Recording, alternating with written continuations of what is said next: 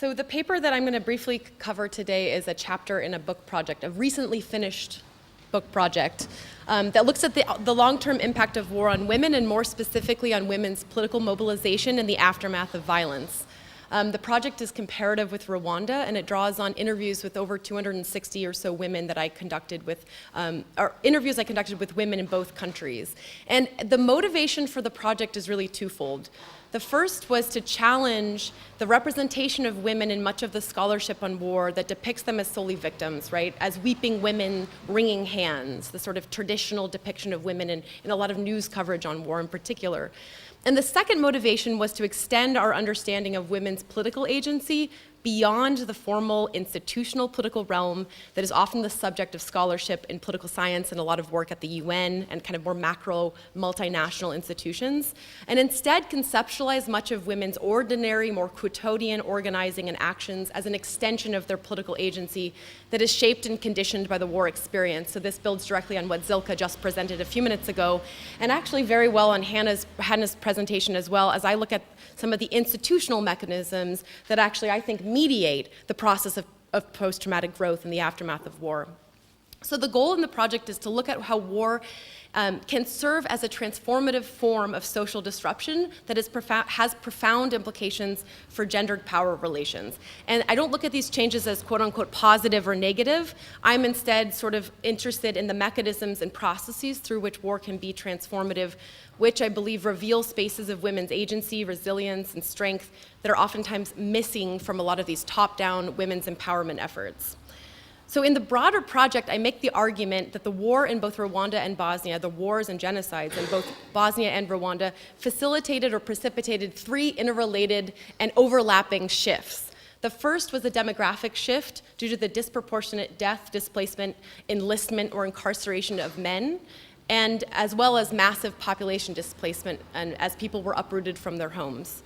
The second is an economic shift due to the destruction of infrastructure and agricultural capacity and so forth, as well as because of the arrival of international humanitarian aid in the aftermath of violence.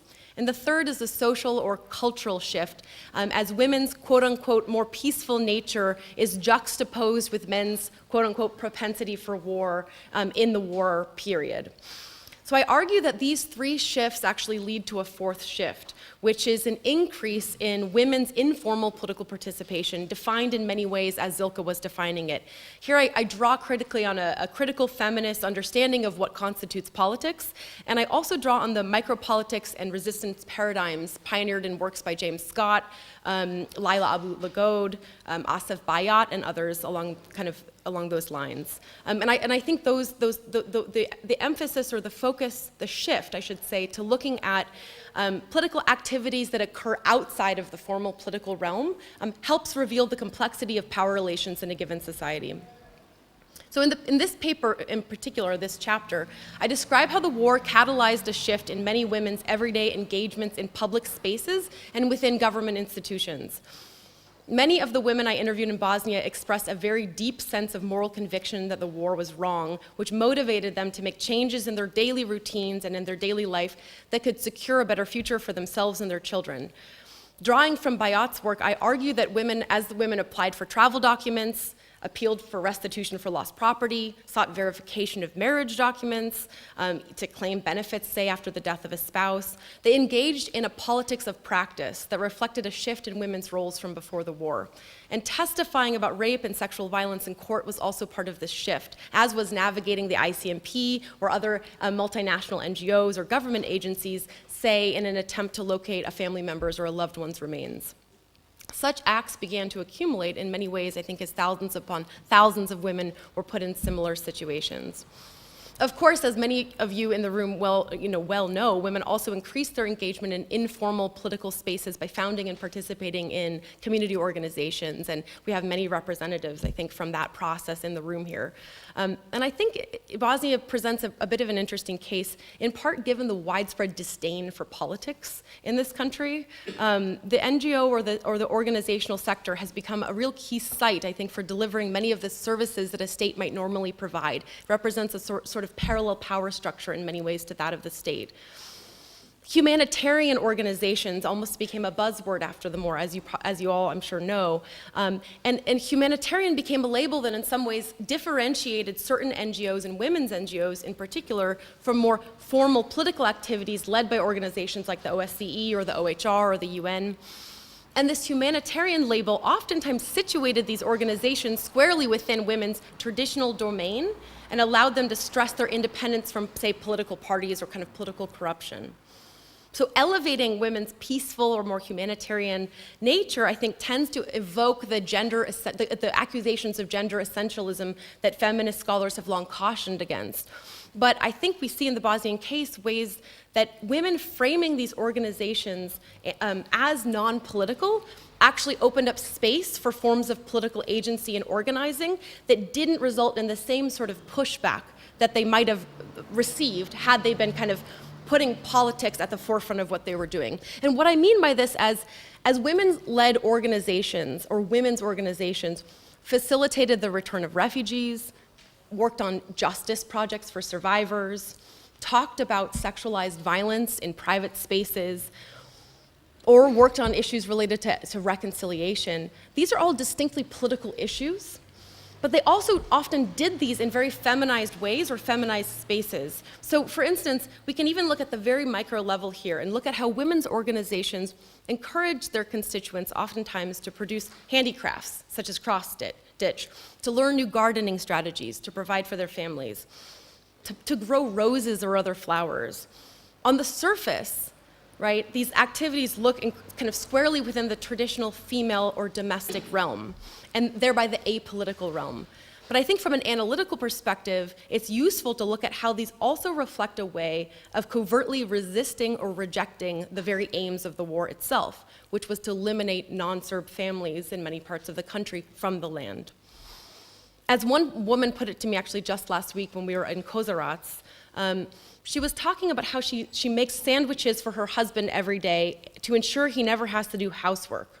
Right? This seems like an incredibly essentialized traditional women's role.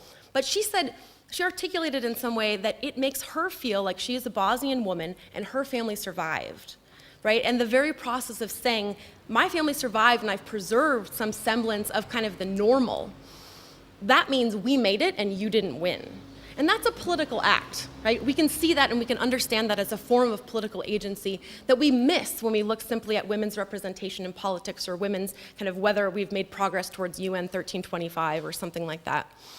Other women have articulated how growing flowers in front of their homes actually allow them to, this is a quote, see beauty in a place where so much blood was spilled, right? Lavender or flowers in that context reflects a symbol of resilience and growth, both very political sort of things.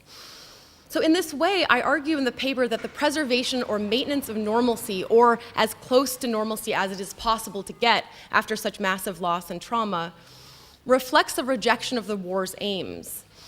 And thus, essentially feminized tasks might be better understood as part of women's broader political agency, despite what we know about the burdens of domestic expectations and how domestic responsibilities are a central tenet of a patriarchal system. So the point being, it's more complicated, right? And this is just the tip of the iceberg, of course. Women, including many women here, have founded organizations that have become essential service providers. The humanitarian sphere has often overtly shifted into the formal political sphere when organizations like Žene Srebrenica or Mothers of Srebrenica hold public protests. There's around a distinctly feminine experience, that of being mothers. This is a way of situating women's bodies in public spaces in a very political and I think sometimes very subversive way that challenges the gendered social order. And so what are the takeaways, kind of quickly summarizing the paper? I mean, the main one from my work in general, and this is just one little bit of it, is that war and the trauma, of course, that comes from it, that's the subject of this conference, is clearly devastating. It destroys lives and families and communities and so forth. But at the same time, it is transformative. It is a transformative period of social disruption that I argue can precipitate an increase in women's informal political mobilization and agency. And from a policy perspective, I would say that better understanding war's transformative impact might improve post-conflict aid delivery and design better intervention strategies. And so the second takeaway is that while women's political agency can, of course, look like women running for political office, it is more often, and I would argue more importantly, about women crossing ethnic lines in social ways, providing care for their children or the sick or the elderly, supporting each other when they face challenges, returning to their homes, which might now lie within the Republika Srpska. Such actions can even be as normal, and some of you in the room that I've been working on this project with, we learned this last week, but can even be as normal as preparing coffee with an extra cup on the tray in case somebody stops by, which I see as a micro-level manifestation of what building community means and what peace building might actually look like at the micro level. So Bosnia represents a very depressing case of political dysfunction, and those of us, I think, in this room who work on the country know this very well. But by looking at the dysfunction or lamenting the lack of progress in women's political inclusion or women's empowerment more broadly, we risk missing some of the critical roles and forms of resilience that women are performing at the local level in order to maintain a sense of normalcy, retain a sense of dignity, and create peace, or at the very least, to rebuild some sense of kind of a normal way of life 21 years after the war. There's surely an extremely long way to go. And in the final chapter of the book, I outline how a revitalization of patriarchy, the shift from the battlefield to the home in terms of where violence occurs, misguided international aid efforts, and the dysfunction of the political settlement here have also intervened to limit many of these gains women have made. Nevertheless, in this paper in particular, the goal is to affirm the critical role that women have played in the pursuit of peace and stability in the aftermath of the Bosnian War. Thanks.